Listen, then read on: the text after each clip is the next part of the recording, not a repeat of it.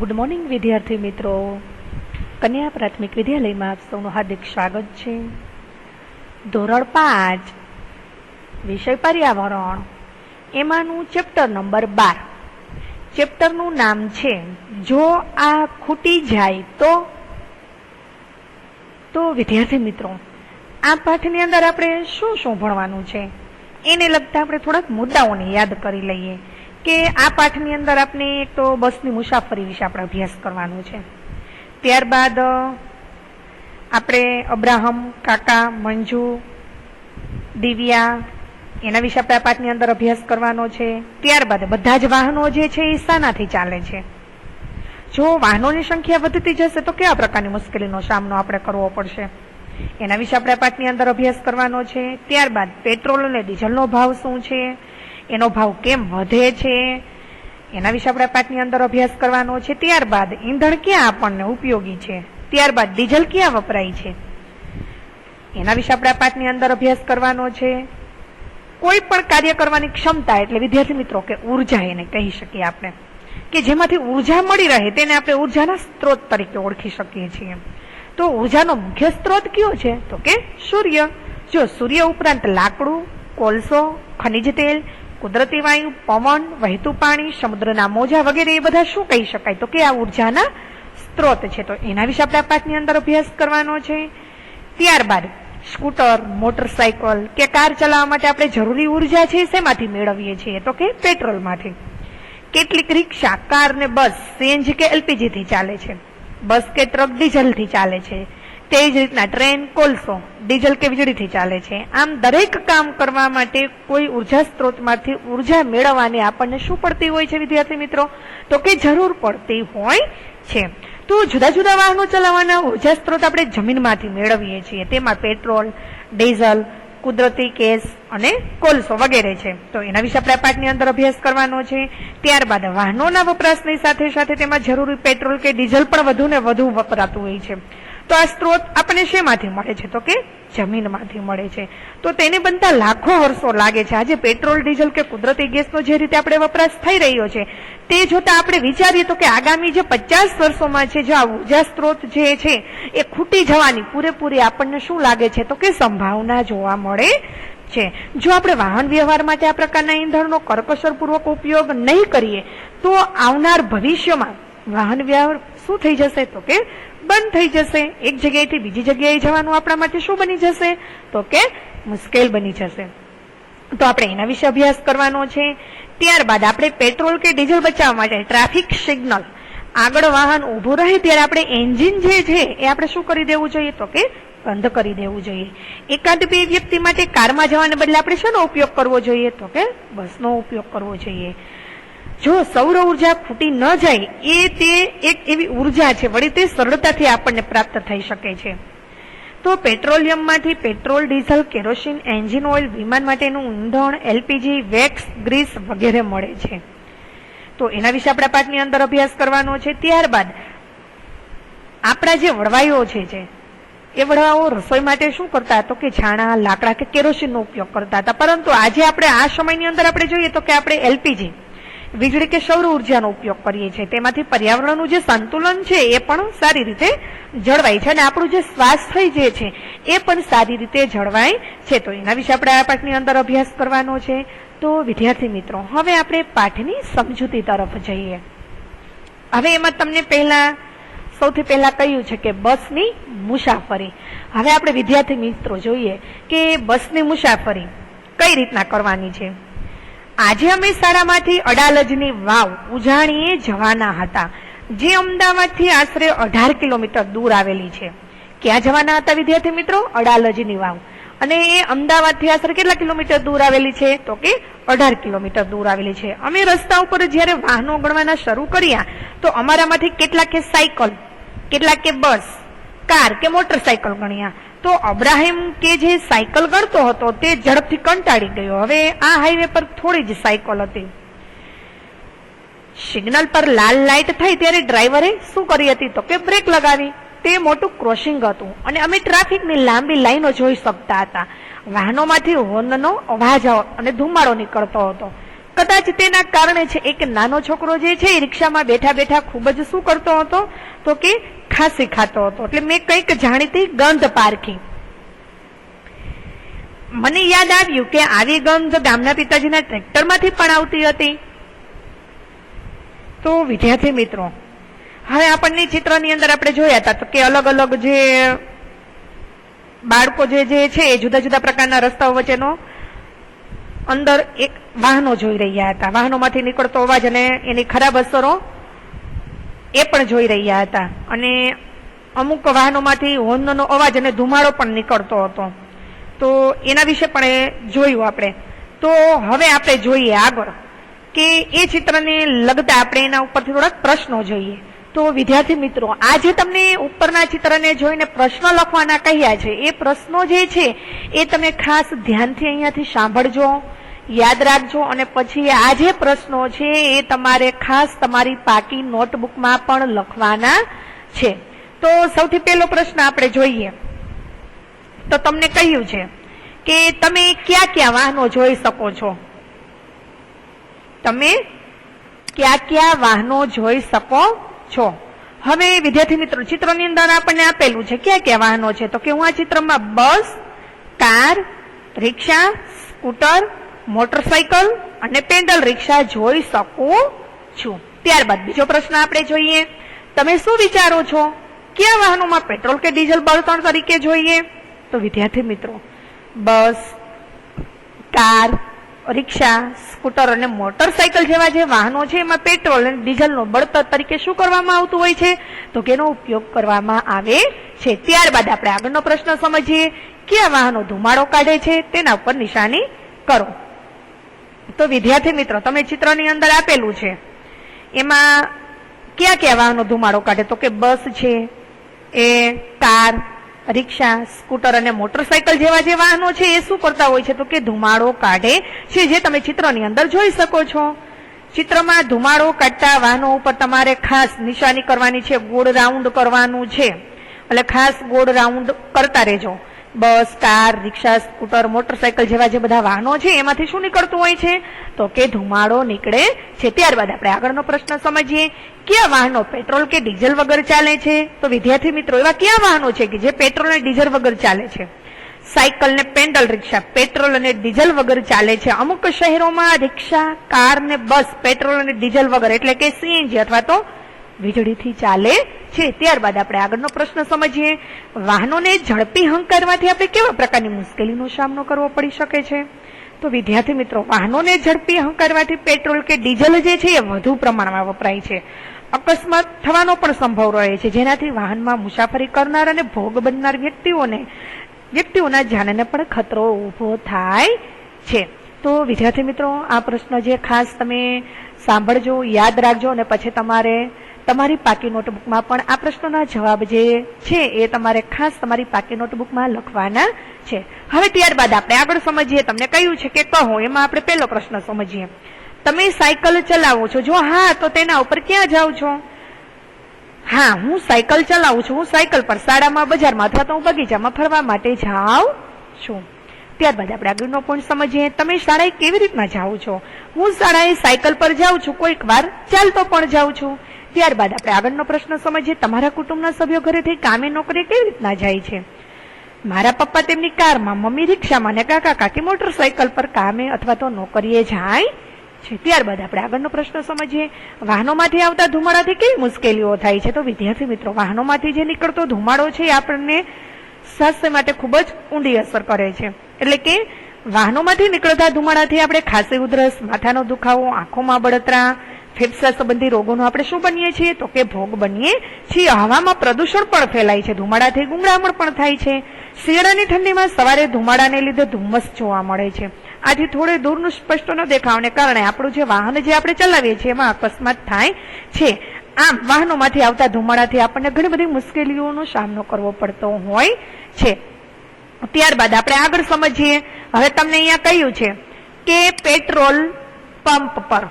તો વિદ્યાર્થી મિત્રો, હવે આ ચિત્રની અંદર આ ચિત્રની અંદર તમે જોઈ શકો છો કેટલા બધા વાહનો છે જે શા માટે ત્યાં છે, તો કે પેટ્રોલ પંપ આવ્યો છે તો ત્યાં લોકો બધા વાહનો જે છે એ વાહનો પોતે શું કરતા હોય છે, તો કે પોતાની કારમાં અથવા રિક્ષામાં અથવા તો બાઇકમાં પોતે શું કરતા હોય છે, તો કે પેટ્રોલ પુરાવા માટે તે પોતે પેટ્રોલ પંપ પર આવતા હોય છે.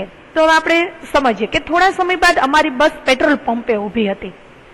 ત્યાં ખૂબ જ લાંબી લાઈન હતી, તે તમે ચિત્રમાં જોઈ શકો છો વિદ્યાર્થી મિત્રો. એવું લાગતું હતું કે અમારે થોડી વધારે રાહ જોવી પડશે. અમે બધા બસમાંથી ઉતર્યા અને પેટ્રોલ પંપની આજુબાજુ જોવા લાગ્યા. અમે ઘણા મોટા પાટિયા અને પોસ્ટર પણ જોયા. તો વિદ્યાર્થી મિત્રો, હવે આપણે આગળ જોઈએ. તમને કહ્યું છે કે પેટ્રોલ અને ડીઝલ કાયમ માટે રહેશે નહીં, તમારા બાળકો માટે તે બચાવો. ત્યારબાદ દરેક ટીપું વધુ સમય ચાલે તેમ કરો. જ્યારે તમે કાર ઊભી રાખો ત્યારે એન્જિનને આપણે શું કરવાનું કહ્યું છે, તો કે બંધ કરવાનું કહ્યું છે. હવે આપણે જોઈએ તો કે ગયા વર્ષનો એટલે કે 6 જૂને 2019 અંદર આપણે ભાવ જોઈએ તો કે શું ભાવ હતો, તો કે 68.64 અને ત્યારબાદ 68.25 લીટર. લીટરનો ભાવ શું હતો, તો કે 68.64 અને 68.25 એ રીતના એનો ભાવ હતો. હવે અમે સમજી ન શક્યા કે પેટ્રોલ અને ડીઝલ કાયમ રહેશે નહીં એવું શા માટે લખેલું હતું. અમે તો પેટ્રોલ પંપ પર કામ કરતા એક કાકાને તેના વિશે પૂછવા વિચાર્યું. હવે આપણે જોઈએ, તમને અહીંયા અબ્રાહમ બોલે છે, કાકા આપણે પેટ્રોલ અને ડીઝલ ક્યાંથી મેળવીએ છીએ, તો કાકાએ કહ્યું જમીનમાં ઊંડે, ખૂબ જ ઊંડેથી આપણે પેટ્રોલ ડીઝલ મેળવીએ છીએ. તો મંજુએ કહ્યું પરંતુ તે ત્યાં કેવી રીતે બને છે. કાકાએ કહ્યું તે પ્રાકૃતિક રીતે બને છે પરંતુ ખૂબ ધીમે, તે માણસો દ્વારા કે યંત્રથી બનતું નથી. અબ્રાહમે કહ્યું તો પછી આપણે તેને ખરીદવાની જરૂર નથી, આપણે તેને આપણી જાતે બોરવેલનો ઉપયોગ કરી પાણી ખેંચીએ તેમ લઈ શકીએ ને. કાકા કહ્યું તે દરેક જગ્યાએ જોવા નથી મળતું, પરંતુ આપણા દેશમાં તે કેટલીક જગ્યાએ મળી આવે છે. તેને જમીનમાંથી બહાર કાઢવાને શુદ્ધ કરવા માટે આપણે કેવા યંત્રોની જરૂર પડે છે, તો કે ખૂબ જ મોટા યંત્રોની જરૂર પડે છે. ત્યારબાદ આપણે આગળ જોઈએ, તમને કહ્યું છે કે શોધો અને ચર્ચા કરો.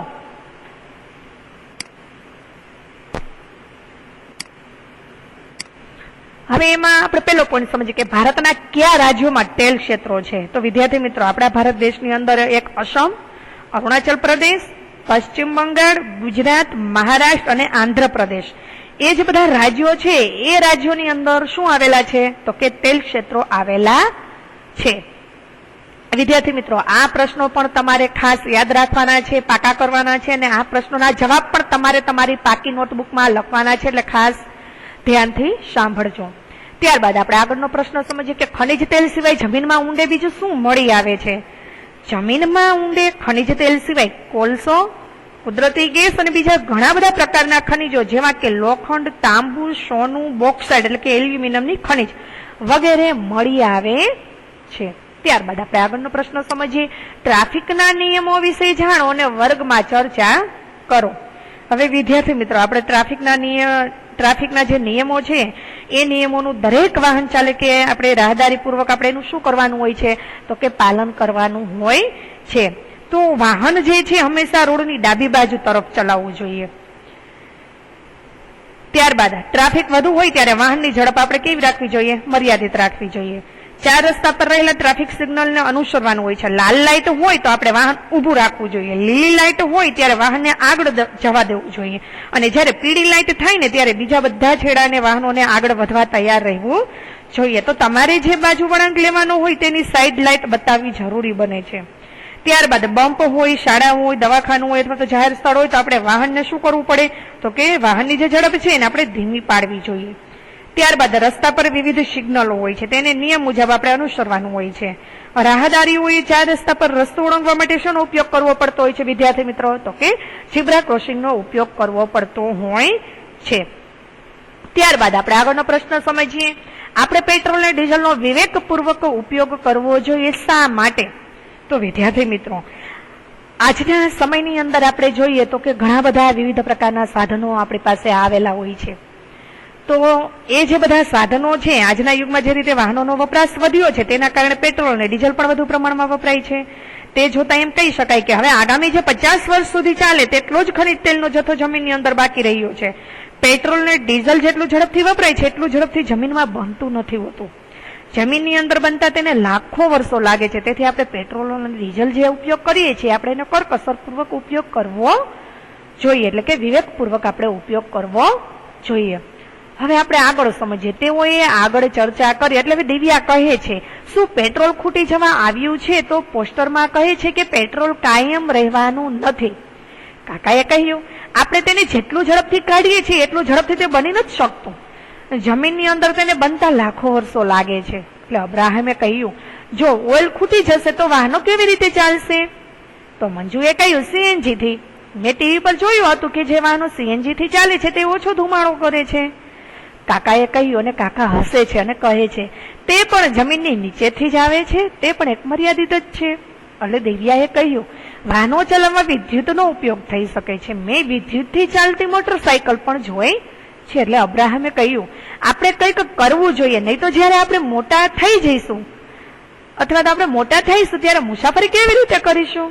એટલે દિવ્યાએ કહ્યું જો રસ્તા પર વાહનો ઓછા થઈ જાય તો મારા દાદી ખુશ થશે. તે કહે છે જો વાહનો કીડીઓની જેમ લાઈનમાં ઉભા છે, તમે મોટા થશો ત્યારે શું કરશો?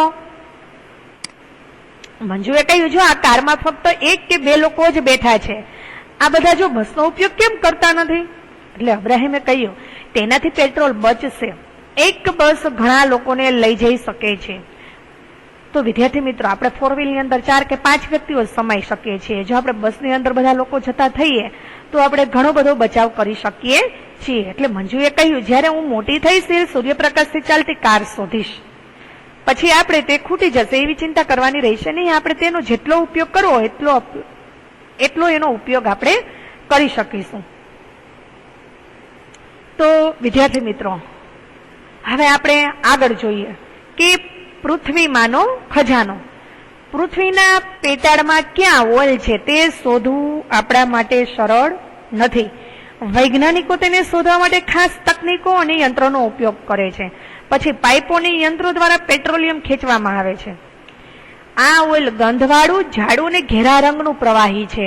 તેની અંદર ઘણી બધી વસ્તુઓ બનેલી હોય છે. તેને સાફ કરવા અને જુદું પાડવા રિફાઇનરીમાં મોકલવામાં આવે છે.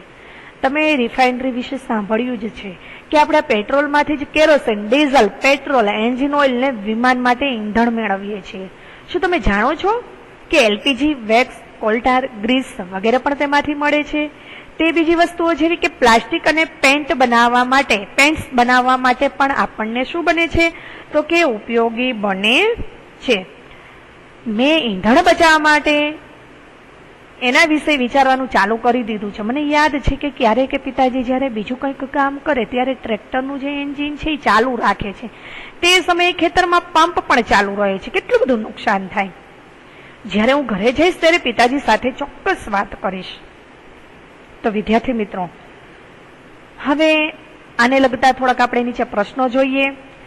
ખાસ વિદ્યાર્થી મિત્રો પ્રશ્ન તમે જોજો, ધ્યાનથી સાંભળજો અને યાદ પણ રાખજો. ને આ જે પ્રશ્નો હું અહીંયાથી સમજાવું એ તમારે ખાસ યાદ રાખવાના છે અને તમારે તમારી પાકી નોટબુકમાં પણ લખવાના છે. તો એમાં પહેલો પ્રશ્ન આપણે સમજીએ કે બધા વાહનો શાનાથી ચાલે છે?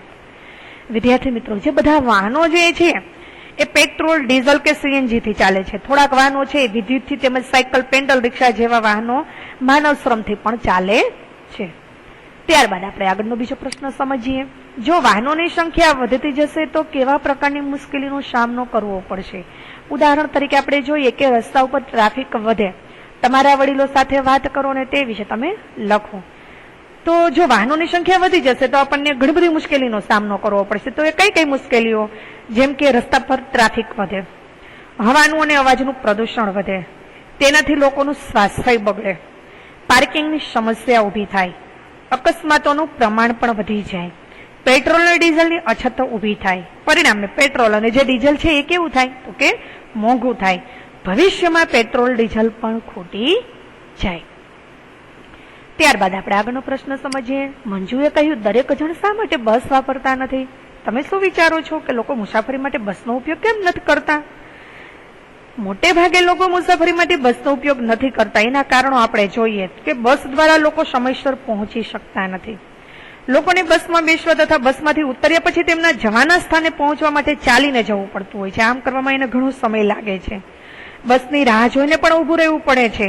બસમાં ભીડ પણ રહેતી હોય છે. ઊભા રહીને મુસાફરી પણ કરવી પડતી હોય છે. નાની મોટી બેગ કે સામાન સાથે હોય એવા સંજોગોમાં બસની મુસાફરી આપણને કંટાળાજનક લાગે છે.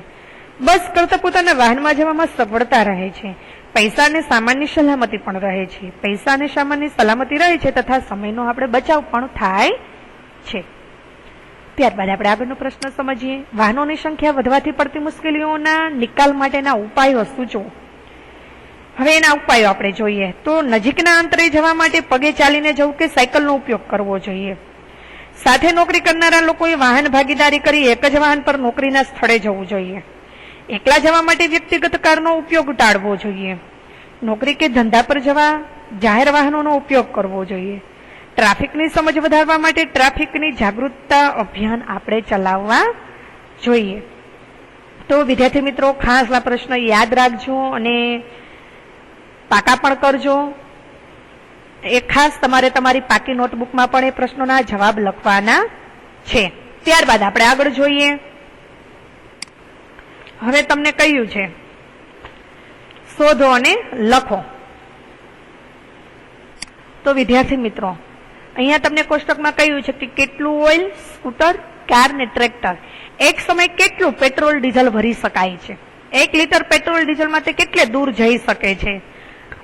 તો વિદ્યાર્થી મિત્રો એક સમય કેટલું પેટ્રોલ ડીઝલ ભરી શકાય સ્કૂટરમાં તો કે 5 લીટર 4 થી 5 લીટર. ત્યારબાદ કારમાં તો કે 25 થી 30 લીટર જેટલું. ટ્રેક્ટરમાં તો કે 35 થી 40 લીટર જેટલું. હવે 1 લીટર પેટ્રોલ ડીઝલમાં તે કેટલે દૂર જઈ શકે છે તો સ્કૂટર છે 45 કિલોમીટર દૂર જઈ શકે, કાર છે 12 થી 14 કિલોમીટર અને ટ્રેક્ટર છે 8 થી 10 કિલોમીટર જેટલું દૂર જઈ શકે છે. હવે પેટ્રોલનો ભાવ દરેક શહેરમાં જુદો હોય છે. દિલ્હીનો પેટ્રોલ ડીઝલનો ભાવ અહીંયા આપેલો છે. કોષ્ટક જુઓ અને પ્રશ્નોના જવાબ આપો. એમાં ઓઇલ 1 લીટરનો ભાવ જૂન 2009 નો તમને કહ્યું છે. 1 લીટરનો ભાવ જૂન 2014 નો દર્શાવ્યો છે. 1 લીટરનો ભાવ જૂન 2019 નો દર્શાવ્યો છે. અને 1 લીટરનો આજનો ભાવ આપણે જોઈએ તો કે કેટલો દર્શાવેલો આપણે જોઈએ તો પેટ્રોલ 1 લીટરનો ભાવ જૂન 2009 માં 40.62 રૂપિયા. 1 લીટરનો ભાવ જૂન 2014 માં 72.26 રૂપિયા. 1 લીટરનો ભાવ જૂન 2019 માં 67.47 રૂપિયા. ને 1 લીટર આજનો ભાવ આપણે જોઈએ તો કે 67 ની આસપાસ આજનો ભાવ આપણને જોવા મળે છે. ત્યારબાદ ડીઝલમાં તો 30.86, 50.28, 67.72 અને 68 ની આસપાસ આપણને જોવા મળે છે. હવે આપણે જોઈએ વર્ષ 2019માં 2014 ની સરખામણીમાં પેટ્રોલનો ભાવ ખાલી જગ્યા રૂપિયા ઘટ્યો અને ડીઝલનો ભાવ ખાલી જગ્યા રૂપિયા વધ્યો. તો 2019માં 2014 ની સરખામણીમાં પેટ્રોલનો ભાવ જોઈએ તો 4.79 રૂપિયા ઘટ્યો અને ડીઝલનો જે ભાવ છે એ 17.44 રૂપિયા વધ્યો. ત્યારબાદ આપણે આગળ જોઈએ 2009 થી 2014 અને 2014 થી 2019 સુધીમાં પેટ્રોલ ડીઝલના ભાવમાં શું તફાવત હતો તો 2009 થી 2014 સુધીમાં પેટ્રોલના ભાવમાં 31.64 રૂપિયાનો વધારો થયો હતો અને ડીઝલમાં 19.42 રૂપિયાનો વધારો થયો હતો. 2014 થી 2019 સુધીમાં પેટ્રોલના ભાવમાં 4.79 રૂપિયાનો ઘટાડો થયો અને ડીઝલના ભાવમાં 17.44 રૂપિયાનો વધારો હતો. હવે ત્યારબાદ આપણે આગળ સમજીએ કે શોધી કાઢો. હવે એમાં પહેલો જોઈએ કે તમારા વિસ્તારમાં પેટ્રોલ અને ડીઝલનો ભાવ શું હતો. તો વિદ્યાર્થી મિત્રો અમારા વિસ્તારમાં પેટ્રોલનો ભાવ ₹70.46 પ્રતિ લીટરના અને ડીઝલનો ભાવ ₹69.15 પ્રતિ લીટરના છે. ત્યારબાદ પેટ્રોલ અને ડીઝલનો ભાવ કેમ વધે છે. પેટ્રોલ અને ડીઝલનું ઉત્પાદન ઓછું થાય છે તેની સામે તેનો વપરાશ જે છે એ વધુ હોવાથી પેટ્રોલ અને ડીઝલનો જે ભાવ છે એ વધે છે. ત્યારબાદ આપણે આગળ સમજીએ તમારા ઘરમાં 1 મહિનામાં કેટલું પેટ્રોલ અને ડીઝલ વપરાય છે તે શા માટે વપરાયું. મારા ઘરમાં 1 મહિનામાં 25 લીટર પેટ્રોલ અને 20 લીટર ડીઝલ વપરાય છે. પેટ્રોલ અને ડીઝલનો ઉપયોગ મારા પપ્પા અને કાકા કાકી ઓફિસે જવા આવવા માટે કાર અને મોટરસાયકલમાં કરે છે. તો વિદ્યાર્થી મિત્રો આ પાઠ આપણે અહીં સુધી સમજીશું. ત્યારબાદ હવે ફરી મળીશું આપણે લેક્ચર 2 માં.